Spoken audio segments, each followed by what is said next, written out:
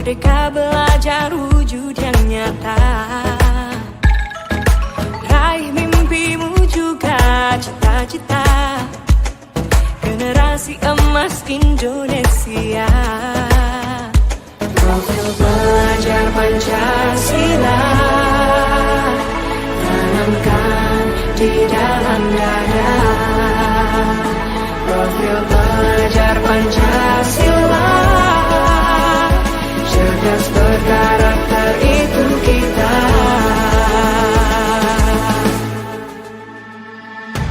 Beriman dan bertakwa pada Tuhan yang Maha Esa.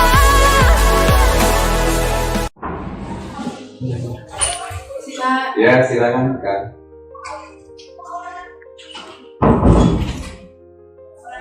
Oh iya.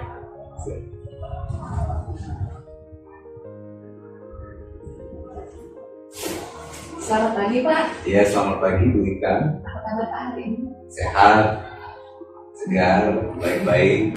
Alhamdulillah ya Pak ya. Ya. Maaf Pak, saya mengganggu waktu Bapak. Ya, Kak. Kebetulan kami di program Guru Penggerak ini ada tugas untuk mewawancarai kepala sekolah Ya, baik. mengenai materi pengambilan keputusan berbasis nilai-nilai kebajikan sebagai pembimbing pembelajaran. Oke. Mungkin tidak lama ya Pak ya, Oke, baik. sekitar 15 menit. Saya ingin berbincang-bincang dengan Bapak untuk sharing-sharing pengalaman Bapak selama Bapak menjadi kepala sekolah. Oke. Kemudian nanti saya berharap dari perbincangan kita ini Bapak mau untuk berbagi pengalaman kepada saya sehingga saya bisa belajar bagaimana cara mengambil keputusan selama Bapak menjabat menjadi kepala sekolah. Baik. Kemudian kalau saya boleh tahu Pak, sudah berapa lama Bapak menjabat jadi kepala sekolah? Kalau di sekolah ini sekitar 4 tahun lebih ya. 4 tahun. Lebih ya Pak ya? Ya. Berarti sudah sangat lama ya Pak ya? Lumayan lama. Alhamdulillah. Artinya selama 4 tahun itu Bapak sudah banyak sekali pasti menghadapi banyak masalah, Ya. kemudian mengambil keputusan yang mungkin sulit bagi Bapak begitu Pak ya, untuk kepentingan semua pihak Pak ya. Ya, betul. Baik Pak, untuk pertanyaan pertama Pak, selama ini bagaimana Bapak mengidentifikasi kasus-kasus yang merupakan dilema etika atau rujukan moral? Mengidentifikasi ya. Iya. Ya, sebagai kepala sekolah kita harus punya radar ya, punya radar mana misalnya bagian keputusan seperti apa yang harus kita ambil dalam kehidupan ekosistem sekolah sehari-hari, dan kepala sekolah itu harus memiliki radar ya, bagaimana mengidentifikasi atau mencari tahu misalnya mana keputusan yang berhubungan dengan moral ya, dan seperti apa kita harus memutuskan. Kita harus benar-benar bijak ya, harus benar-benar melihat situasi, melihat kondisi, kemudian juga ada empati ya. Jadi harus benar-benar dicari tahu seperti apa keputusan yang akan diambil nanti. Baik, berarti masalah saya sangat tertarik dengan radar tadi Pak ya. Ya. Jadi maksudnya kalau radar itu ada batasan seperti itu Pak ya? Gini, maksudnya bahwa radar itu kita punya kemampuan ya untuk secara sensitif memahami persoalan itu dari berbagai perspektif gitu. Jadi berbagai secara holistik ya. Misalnya ada permasalahan di sekolah, anaknya seperti ini, misalnya suatu hari anak itu misalnya tidak datang ke sekolah, misalnya dia melanggar menurut peraturan dia tidak hadir ke sekolah atau telat ke sekolah, misalnya karena di satu sisi kita punya peraturan bahwa sekolah kan harus disiplin ya, anak-anak mesti disiplin, tetapi di satu sisi kita harus punya radar kemampuan untuk memantau siapa sih anak ini, apakah anak ini memang sering telat. Kalau misalnya anak ini tidak pernah telat, tiba-tiba hari itu dia telat, nah apakah mesti kita langsung menghukum begitu? Nah, ketika perlakuan ini hanya terjadi pada hari itu, selama ini dia rajin-rajin saja, nah radar kita nggak bisa kita langsung hanya menghukum siswa gitu, tapi kita mungkin berdialog dulu apa yang menyebabkan dia telat ya.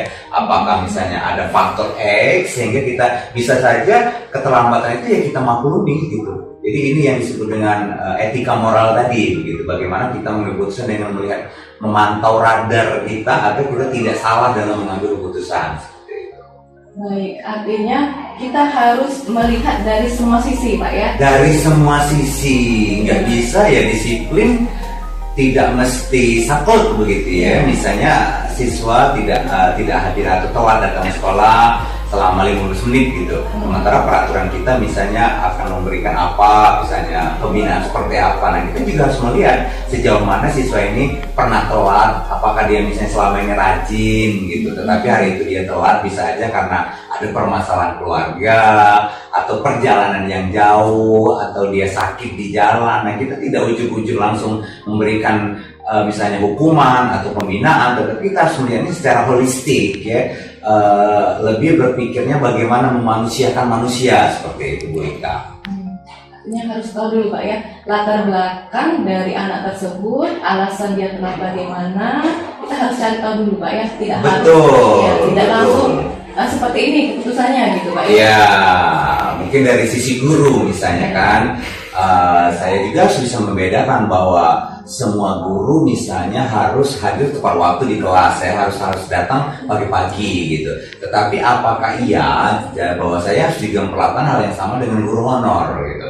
Guru honor yang misalnya dari sisi kesejahteraan dia belum sama dengan guru yang sudah sertifikasi gitu. Mungkin kita berikan sedikit kelonggaran misalnya untuk ya dia misalnya datang ketika dia mengajar saja seperti itu, tetapi dia misalnya bisa pulang lebih awal karena dia mesti misalnya ngajar tempat lain begitu. Nah, ini kita harus juga berpikirnya secara holistik tadi tentang bagaimana kesejahteraan gitu, tentang bagaimana seharusnya guru itu bersikap begitu ya di sekolah kita. Kalau dia misalnya sudah P3K, sudah PNS dan sudah sertifikasi, misalnya kesejahteraan sudah cukup, ya kita bisa menimbang-nimbang gitu peraturan atau regulasi seperti apa. Kalau gurunya misalnya honor ya, dengan jam mengajar yang sedikit, mungkin kita berlebihan ketika menuntut dia mesti datang pagi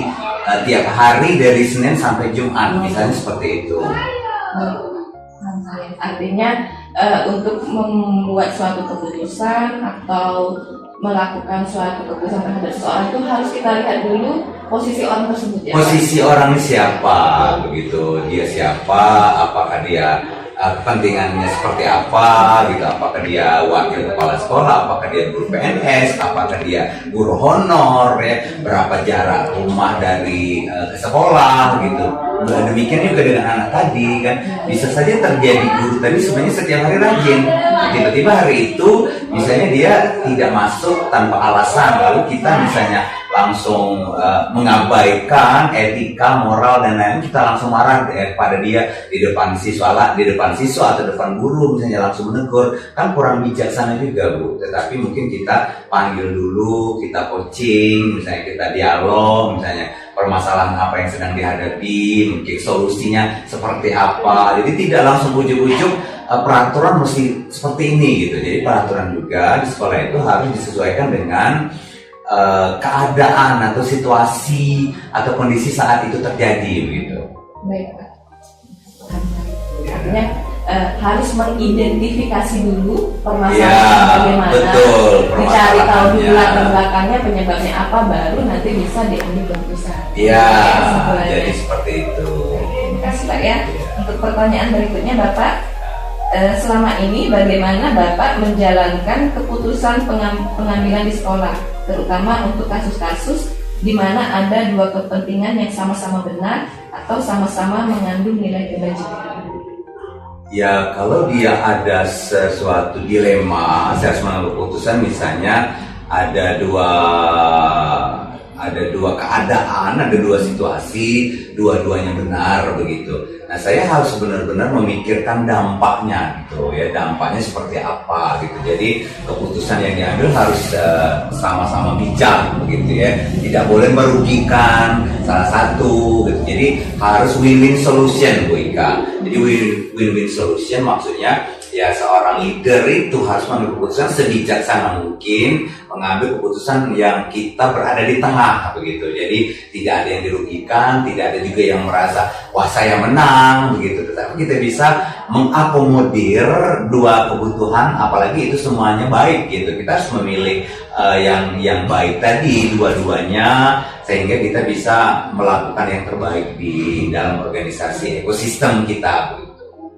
Artinya kita Bapak dalam mengambil keputusan ini memikirkan dampaknya, Pak. Dampaknya seperti apa jika ini diabaikan, atau ketika dua keputusan ini mesti diambil. Nah itu harus kita analisa dulu gitu, nggak langsung ini. Walaupun seorang pemimpin harus cepat ya, menjadi seorang decision maker memang tidak gampang, tetapi kita harus ya memiliki radar tadi gitu. Apa sih kepentingan untuk organisasi kita yang muaranya tentu saja dampaknya itu lebih banyak nggak pengaruhnya ke peserta didik gitu. Ketika itu banyak pengaruh baiknya kepada peserta didik, maka keputusan kita ambil. Tetapi kalau itu pengaruhnya sedikit ke peserta didik tetapi hanya kepada orang tertentu saja, mungkin kita bisa mengambil yang versi dampaknya kepada siapa yang lebih banyak gitu. Baik, artinya kesimpulannya keputusan itu dipilih yang dampaknya banyak bermuara kepada peserta didik. Yes, berpihak kepada murid. Itulah Karena yang akan dipilih. itulah yang akan dipilih, karena kita kepentingan bahwa seorang leader itu harus berfokus kepada kepentingan peserta didik. Kebijaksanaan atau pengambilan keputusan kepala sekolah itu harus berpihak kepada peserta didik. Kepentingan peserta didik seperti apa begitu. Terima kasih Pak. Ya. Jawabannya luar biasa sekali Pak. Iya, Lanjut Pak ya ke pertanyaan berikutnya. Langkah-langkah atau prosedur seperti apa yang biasa Bapak lakukan selama ini dalam mengambil suatu keputusan? Ya, dalam mengambil keputusan biasanya saya pertama menggunakan teknik atau langkah-langkah. Saya berpikir terlebih dahulu ya, berpikir sendiri, lalu saya misalnya ya radar tadi bahwa saya pernah membaca buku tentang kepemimpinan gitu. Keputusan terbaik seperti apa yang harus saya lakukan ketika menghadapi atau mau melakukan sesuatu. Kemudian yang berikutnya saya bisa memanggil tim gitu, tim untuk berdiskusi gitu. Jadi karena kita perlu juga mendapat sudut pandang dari orang lain gitu ya, karena kita juga punya blind spot ya. Jadi kita dari sudut pandang saya seperti ini misalnya, seperti ini, tetapi dari sudut pandang orang lain ternyata juga hampir sama seperti yang saya harapkan gitu. Jadi seolah-olah keputusan saya tadi merupakan diambil dari keputusan orang lain ya, tetapi saya juga sudah meyakini bahwa itu sebenarnya juga merupakan keputusan saya gitu. Jadi saya juga bisa bekerja sama dengan rekan atau tim ya, tim kerja di sekolah ya, untuk memantau apakah keputusan saya oke atau tidak. Karena dalam organisasi kan kita harus berkolaborasi, karena setiap orang punya sudut pandang dan ini bisa kita brainstorming ya, menjadi sebuah keputusan besarnya nanti seperti apa gitu. Artinya Bapak berpikir dulu sendiri, memikirkan masalah itu. Oke. Setelah itu Bapak berdiskusi dengan tim untuk mencari apakah keputusan yang sudah Bapak pikirkan itu benar atau salah gitu. Kalau sebagian tim tadi mengatakan seperti ini Pak, berarti benar apa yang saya pikirkan gitu, untuk menunjang ya. Walaupun tidak selamanya seperti itu. Ada kadang-kadang ya keputusan kita mesti kita ambil dari diri kita sendiri, karena kita adalah decision maker atau leader gitu, bahwa kita tahu bahwa radar kita berbicara bahwa keputusan ini banyak kepentingan bagi sekolah, bagi peserta didik. Kenapa tidak kita fokus kepada keputusan kita juga gitu, sekali-sekali seperti itu juga. Baik.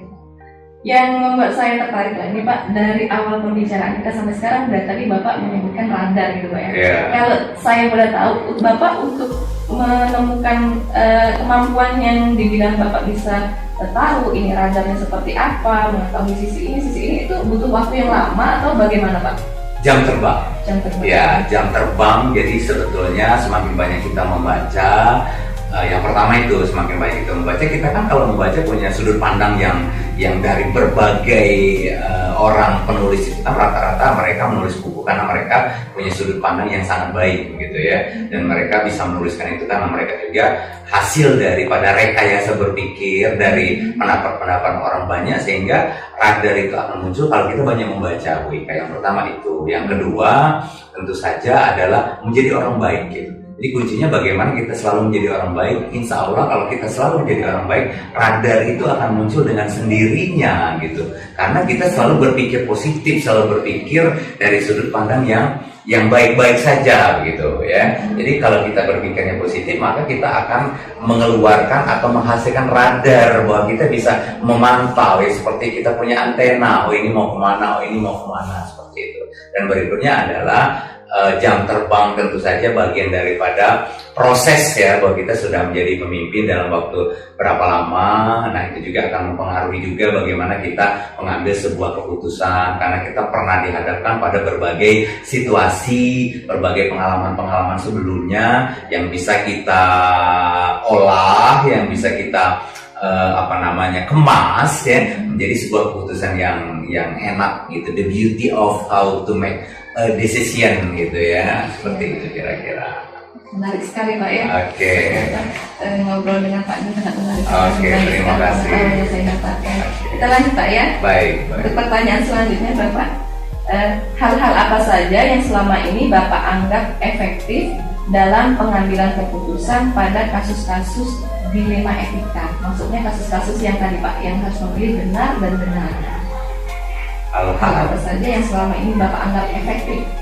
Yang dianggap efektif adalah ya sebagai leader ya, sebagai pimpinan ya efektif ketika kita selalu berpikir bahwa keputusan itu adalah untuk kepentingan orang banyak, terutama untuk peserta didik. Nah, ketika itu menjadi sebuah keputusan tujuan besar kita adalah untuk anak-anak, untuk peserta didik yang memanusiakan manusia, maka saya akan mudah gitu. Jadi saya tidak takut ketika memutuskan itu bahwa ini kepentingannya untuk orang banyak, untuk anak-anak, bahwa untuk kebahagiaan anak-anak. Maka saya tidak begitu takut dengan apa yang saya ambil gitu. Keputusan baik-baik tadi menjadi lebih baik lagi ketika muaranya kepada peserta didik. Artinya hal efektif yang dari pengalaman Bapak dari pengalaman sehari-hari, yang paling efektif itu untuk mengambil keputusan itu jika keputusan itu selalu bermuara untuk kepentingan peserta. Iya, betul. Untuk kepentingan sangat efektif karena tujuan dari big goal daripada pendidikan Indonesia adalah dalam rangka mencerdaskan anak bangsa, bahwa tujuan pendidikan sesuai dengan filosofi Ki Hajar Dewantara adalah untuk membuat anak-anak Indonesia itu kan bahagia dan sejahtera. Nah, ketika kita bisa menyelami itu bahwa anak-anak meski bahagia, meski sejahtera, tentunya keputusan kita akan bermuara ke peserta didik. Ya, baik. Untuk selanjutnya, hal-hal apa saja yang selama ini merupakan tantangan dalam pengambilan keputusan pada kasus-kasus dilema etika? Tantangannya? Iya, tantangannya memang cukup beragam ya. Tentunya kita harus memutuskan berbagai ada situasi-situasi di mana kita mengalami dilema gitu ya. Yang ini baik, yang ini juga baik begitu. Nah, balik lagi bahwa tantangannya saya harus berpikir keras gitu ya, berpikir lagi, kemudian kembali lagi kepada filosofi pendidikan Ki Hajar Dewantara tadi seperti apa gitu. Jadi menurut saya sebagai leader gitu, ketika itu ada dua dilema, yang ini baik ya, bagaimana saya berpikir keras agar saya bisa mencari yang terbaik dari yang baik ini gitu. Balik lagi, keputusan ini untuk siapa gitu ya, untuk saya kah atau untuk peserta didik gitu ya. Jadi jangan sampai keputusan itu yang baik versi kita tetapi tidak juga baik bagi orang lain. Nah, tetapi ketika keputusan itu adalah keputusan yang baik bagi peserta didik, maka akan saya ambil juga. Artinya tantangannya memang Bapak harus benar-benar berpikir keras ya, mengabaikan, kadang-kadang mengabaikan kepentingan pribadi, itu yang sulit gitu ya. Nah di sini kita dibutuhkan kebijaksanaan, kedewasaan berpikir ya, bagaimana kita misalnya yang memiliki ego sebagai leader, tetapi saya harus mengedepankan kepentingan orang banyak gitu. Berarti saya harus berpikirnya ikhlas ya, menerawang jauh ke dalam diri saya yang paling dalam, bahwa kenapa sih saya jadi pemimpin, apa sih dampak saya sebagai pemimpin gitu, sudah benarkah gitu, apakah hanya sekedar eksistensi saja, atau saya pengen membuat sesuatu yang lebih jauh lagi gitu di dunia pendidikan. Saya menangkap, artinya Bapak harus mengesampingkan kebutuhan pribadi Bapak, ya kan? Iya. Dibanding dengan anak. Iya. Apapun itu Pak ya. Apapun itu. Walaupun itu kadang-kadang berat bagi Bapak. Kadang-kadang berat. Tapi kita harus ambil keputusan itu untuk kebaikan anak-anak yang lebih banyak. Benar, gitu. karena Bapak ingin berdampak. Ingin berdampak bagi orang lain, bahwa kehadiran saya di sebuah sekolah ada nggak dampaknya gitu. Kalau cuman misalnya saya dari rumah saya jauh ke sini hampir 3,5 jam, kalau hanya hadir duduk yang manis kemudian tidak ada dampaknya juga, nggak apa sih arti sebuah kepemimpinan? Arti tantangannya diri kita sendiri. Diri kita sendiri, bagaimana kita menaklukkan keegoan dan kesombongan kita gitu. Luar biasa Pak ya. Ya, terima kasih. Kita lanjut Pak ya. Pertanyaan selanjutnya Bapak, apakah Bapak memiliki tata cara atau jadwal tertentu dalam penyelesaian kasus etika dilema ini Pak ya? Apakah Bapak langsung menyelesaikan di tempat atau memiliki jadwal untuk menyelesaikannya? Bentuk atau prosedur seperti apa yang Bapak jalankan? Ya tentu saja ada waktu ya. Jadi misalnya ketika kita menghadapi dilema etika tadi gitu, emosi dan lain-lain, ya kita harus ada jeda dulu, berpikir dulu, tidak langsung ujuk-ujuk mengambil keputusan ya. Kita berpikir sejenak, jeda sejenak, karena ini dalam rangka misalnya mengendapkan gitu pikiran-pikiran kita benar-benar memilih pikiran-pikiran kita yang adil gitu, tidak yang memihak satu sisi atau sisi yang lain, tetapi bahwa keputusan ini harus ya menyampingkan kepentingan pribadi orang tertentu gitu, tetapi lebih kepada bagaimana agar keputusan ini bisa memberdayakan semua pihak dan itu menjadi baik. Nah, untuk melakukan itu otomatis tidak bisa ujuk-ujuk ya, tidak bisa langsung saat itu juga, tetapi saya jeda sebentar gitu. Seperti itu kira-kira. Artinya Bapak harus jeda sebentar, memikirkan dengan kepala dingin. Iya, begitu. Terus memikirkan juga kepentingan banyak pihak. Betul. Jadi nggak bisa langsung ujuk-ujuk kita ambil keputusan saat itu Pak. Iya, betul. Selanjutnya Pak ya. Ya. Adakah seseorang atau faktor-faktor apa yang selama ini mempermudah atau membantu Bapak dalam pengambilan keputusan dalam kasus-kasus dilema etika? Seseorang seseorang yang saya lihat, bahwa saya selalu melihat anak saya gitu ya, bahwa saya punya anak gitu ya, bahwa saya selalu melihat kepentingan anak tadi gitu, kalau berempati gitu, kalau ini terjadi dengan anak saya seperti apa gitu. Jadi keluarga saya gitu, orang-orang yang saya cintai juga bisa menjadi sarana bagi saya dalam berpikir bahwa bagaimana misalnya siswa menjadi seperti ini gitu ya. Jadi kita berpikir bahwa mereka itu seperti anak saya sendiri gitu. Jadi saya mengambil keputusan itu harus sangat berhati-hati, tidak merugikan orang lain. Baik, artinya yang selama ini salah satunya yang mempermudah Bapak mengambil keputusan yang tadi yang Bapak mementingkan orang lain tadi, artinya adalah anak Bapak sendiri. Bapak memposisikan bagaimana kalau itu anak saya. Iya, betul. Artinya Bapak sudah menganggap murid-murid di sekolah ini sebagai anak Bapak sendiri. Betul, seperti itu kira-kira. Luar biasa kita Pak ya. Bahagia sekali Pak menurut Bapak di sini. Amin. Ya. Oke, lanjut Pak ya. Oke. Pertanyaan terakhir Bapak. Dari semua hal yang telah disampaikan, pembelajaran apa yang dapat Bapak petik dari pengalaman Bapak selama mengambil keputusan dilema etika? Bahwa yakinlah bahwa selama keputusan itu kita ambil dari hati yang paling dalam, bahwa kita memikirkan manusia yang lain, bahwa kita memanusiakan manusia, bahwa itu yang pernah saya alami, bahwa keputusan itu akan baik-baik saja ketika itu kita mengenyampingkan kepentingan-kepentingan yang sifatnya kecil, yang kerdil ya, kepentingan ego, kepentingan individual. Tetapi ketika kita mengambil keputusan itu kan ada kepentingan big goals-nya seperti apa, lebih kepada manusianya, kepada kepentingan yang lebih banyak orang, maka yakinlah bahwa kita akan berhasil, kita akan membawa sesuatu itu dengan lebih baik lagi. Artinya kalau kita memanusiakan manusia, apapun keputusan kita, bagaimanapun tantangannya, pasti akan membuahkan hasil yang sangat baik. Pasti akan membuahkan hasil yang sangat baik. Menarik sekali Pak, terakhir Pak ya. Yeah. Tentang memanusiakan manusia Pak ya.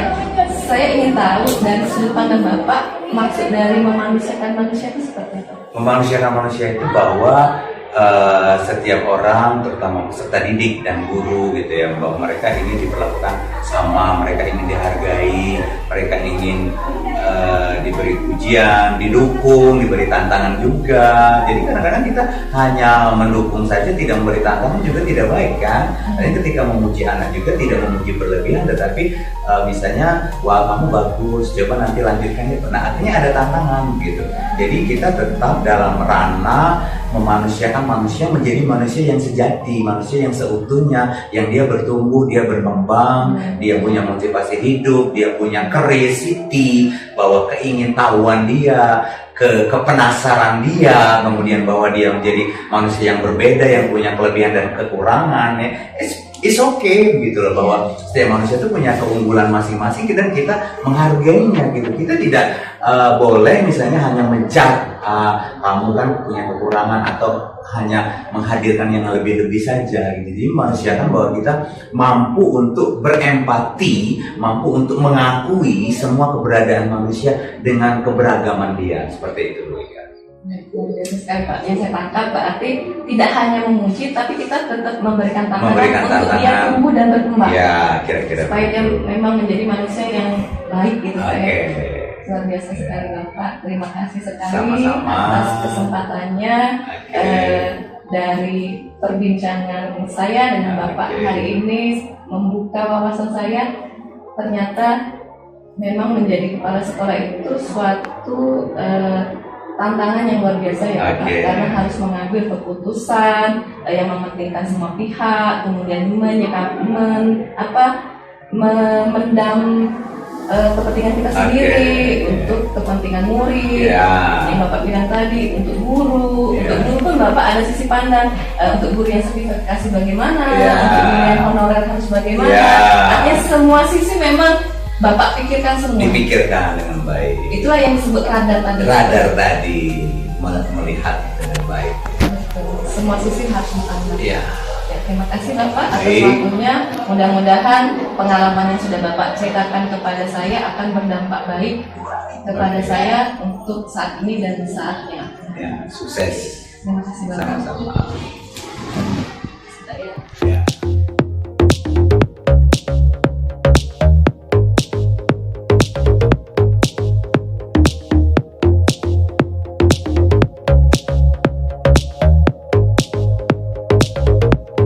Assalamualaikum Ibu Erna. Waalaikumsalam.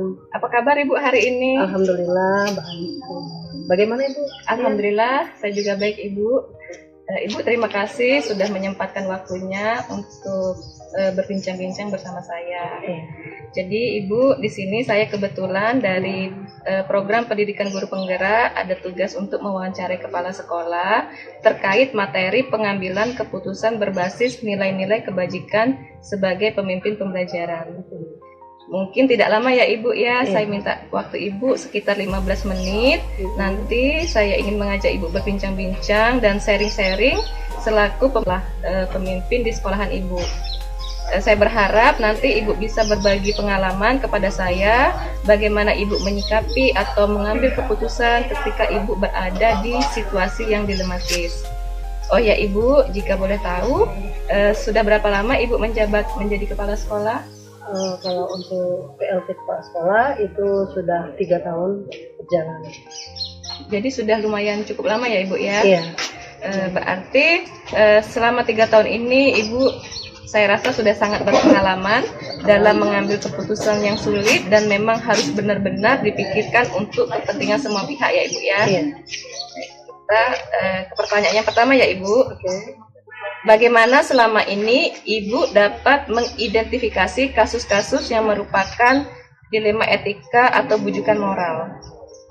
Kalau di awal saya menjadi PLT itu untuk mengambil keputusan itu saya belum ada istilahnya hanya sekedar langsung oh ini tidak bagus, oh ini tidak baik, langsung saya putuskan seperti itu.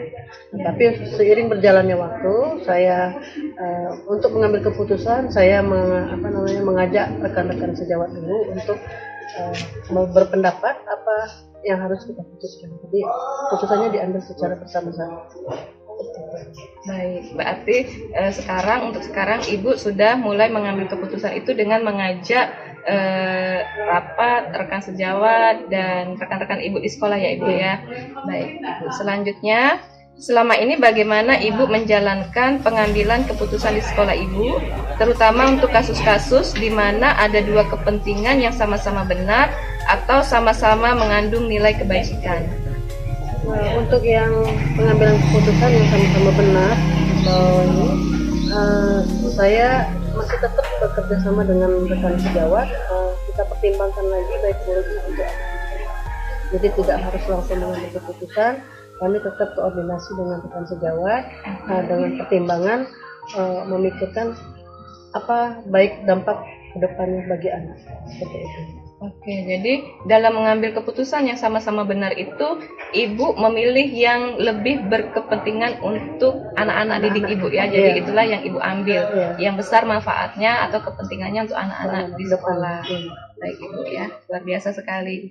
Pertanyaan selanjutnya Ibu, langkah-langkah atau prosedur seperti apa yang biasa Ibu lakukan selama ini? Untuk langkah-langkah, yang pertama jelas kami akan menelusuri masalahnya terlebih dahulu. Ya. Jadi dari untuk pengambilan keputusan masalah yang terlebih dahulu itu yang dihadapkan kepada kami, kita cari dulu apa sih yang menyebabkan permasalahan tersebut. Ya. Setelah ditelusuri latar belakang masalah dan kita cari solusi yang terbaik, jangan hanya sepihak, jangan hanya untuk sekolah tetapi untuk anak lebih dulu. Pada anak kita pikirkan kalau itu dampak positifnya bagi anak, mungkin itu yang akan kita ambil keputusan. Baik, berarti dipikirkan dampaknya ya Ibu Iya, ya. tetap langkah-langkahnya. dipikirkan dampaknya. Dampaknya yang positif untuk anak Untuk seperti anak. itu Ibu ya. Iya. Oke. Untuk pertanyaan yang berikutnya Ibu ya. Hal-hal apa saja yang selama ini merupakan tantangan dalam pengambilan keputusan pada kasus-kasus dilema etika yang pernah Ibu hadapi? Yang jelas dari yang ada di sekolah, lingkungan sekolah masih tetap ada yang berpendirian bahwa keputusan itu mungkin rekan guru, rekan sejawat itu masih tetap ada yang tidak memikirkan peserta didik. Jadi tetap kita kerjasama, kita rembukan lagi dengan rekan sejawat itu bagaimana solusinya ke depan sehingga untuk anak tidak ada dampak yang untuk masa depannya, tidak ada yang dampak negatif untuk masa depan anaknya. Jadi tetap kami memberikan penjelasan atau pengarahan kepada rekan sejawat supaya kita yang untuk pada saat pengambilan keputusan tidak hanya kepentingan sekolah saja yang dipikirkan, tapi tetap harus berpusat pada peserta didik. Baik, jadi tantangannya tadi ada rekan sejawat yang terkadang Ibu ya Iya, masih kadang menentang Keputusan. keputusan yang memang berkepentingan untuk peserta didik. Jadi solusi dari Ibu tadi, Ibu mengajak diskusi rekan-rekan Iya. sejawat Ibu untuk mengambil keputusan yang mana yang memang berpihak kepada murid seperti Iya. itu Ibu ya. Iya. Luar biasa sekali Ibu. Untuk yang selanjutnya Ibu, Ya. apakah Ibu memiliki sebuah tata krala atau jadwal tertentu dalam sebuah penyelesaian kasus dilema etika? Apakah Ibu langsung menyelesaikan di tempat atau memiliki sebuah jadwal untuk menyelesaikannya? Bentuk atau prosedur seperti apa yang Ibu jalankan? Oke. Jadi kalau untuk satu permasalahan kami biasanya membicarakan lebih dahulu sama rekan sejawat. Biasanya saya panggil dulu rekan sejawat apa permasalahannya.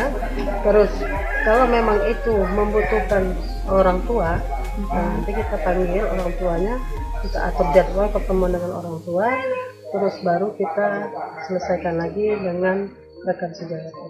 Baru nanti kita ambil keputusannya. Jadi intinya kita adakan dulu, tetap kita bikin jadwal, intinya jadwal kita diskusi dulu. Kalau saat itu bisa langsung diputuskan, kita putuskan. Dan kalau seandainya pada saat itu belum bisa diputuskan, masih harus ada kita mencari bukti dulu ke orang tua atau bagaimana, tetap kita ada jadwal pemanggilan pada peserta didik tadi, wali orang tua, wali siswa tadi, baru kita pertemuan lagi dengan orang tua, kita tetap jadwalkan, baru nanti hasilnya baru kita selesaikan sama-sama. Baik, artinya dalam mengambil sebuah keputusan ini Ibu tidak memutuskan sendiri ya Ibu ya?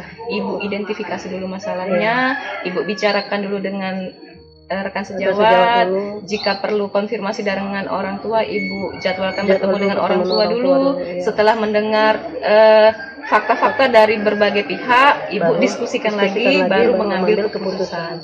Luar biasa sekali ya Ibu ya, pertimbangannya sangat banyak sekali dalam mengambil sebuah keputusan ya Ibu ya, sebagai pemimpin di sekolah. Baik Ibu, untuk pertanyaan selanjutnya, adakah seseorang atau faktor-faktor apa yang selama ini mempermudah atau membantu Ibu dalam pengambilan keputusan dalam kasus-kasus dilema etika? Yang jelas rekan sejawat ya, rekan sejawat itu memang sangat dibutuhkan. Apalagi yang rekan sejawat yang sudah senior, yang sudah pengalaman dalam pembelajaran pendidikan, itu sangat dibutuhkan. Jadi yang rekan sejawat memang benar-benar yang mendukung kita dan mendukung kegiatan pendidikan di sekolah, itu yang lebih utama. Baik, berarti seseorang ini adalah rekan sejawat senior ya Ibu ya, jadi memang harus berkolaborasi ya Ibu ya, kalau saya tangkap dari pembicaraan kita dari awal sampai akhir, intinya itu dalam mengambil sebuah keputusan Ibu melakukan kolaborasi bersama rekan sejawat dan tim di sekolah Ibu seperti itu Ibu ya. Baik Ibu, untuk pertanyaan terakhir ya Ibu ya, dari semua yang telah disampaikan tadi, pembelajaran apa yang dapat Ibu petik dari pengalaman yang saat Ibu mengambil keputusan untuk kasus dilema etika? Ya, jadi yang diambil dari pengalaman yang selama ini tadi kan kita tidak pernah mengambil keputusan yang berpihak pada peserta didik. Jadi selama ini kita cuma mikirkan itu nanti sekolahnya akan turun gitu. Tapi ternyata setelah kita mengetahui seperti ini, kita sudah harus pendidikan yang berpusat pada atau berpihak pada peserta didik. Memang kita harus memikirkan masa depan peserta didik. Artinya setiap pengambilan keputusan itu harus dipikirkan dulu baik buruknya bagi peserta didik untuk masa depan. Baik, jadi yang bisa saya ambil dari kesimpulan Ibu tadi, dalam setiap pengambilan keputusan itu semua keputusan harus tujuannya adalah untuk kepentingan peserta didik, berpusat kepada peserta didik. Baiklah Ibu, terima kasih atas waktunya. Banyak sekali cerita-cerita atau pengalaman-pengalaman yang telah Ibu berikan kepada saya. Saya harap pengalaman ini akan bermanfaat untuk saya ke depannya dalam saya mengambil keputusan di sekolah. Terima kasih Ibu, saya akhiri. Wassalamualaikum warahmatullahi wabarakatuh.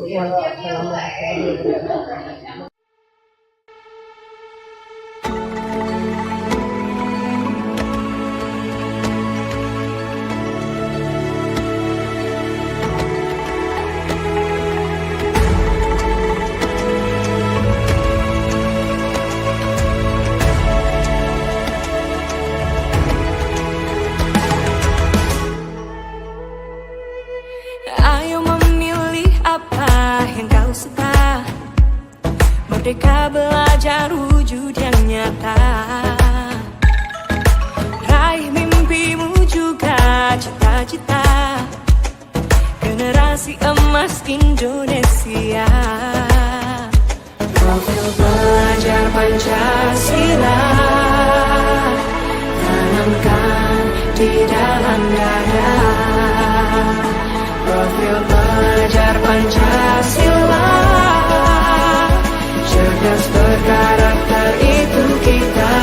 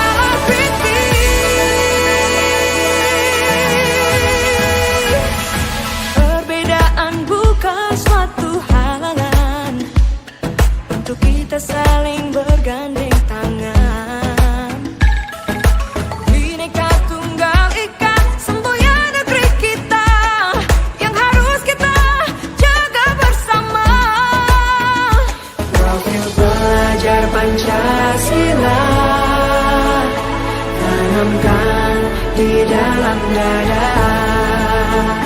Profil pelajar Pancasila, cerdas berkarakter itu kita.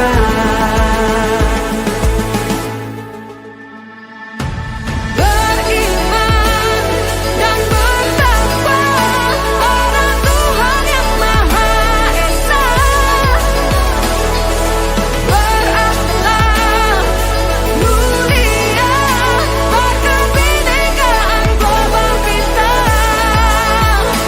Gotong royong perjuangan diri, berpikir kreatif dan bernalar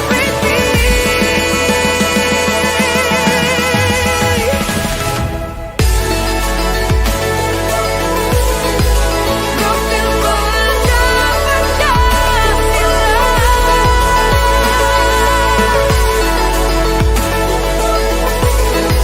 profil pelajar Pancasila.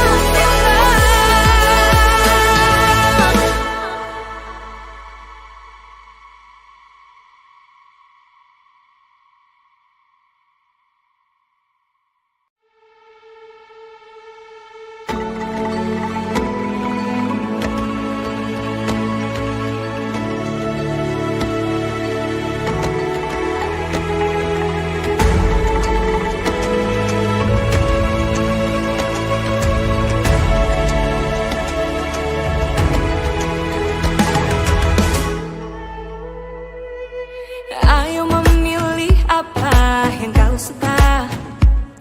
Merdeka belajar wujudnya.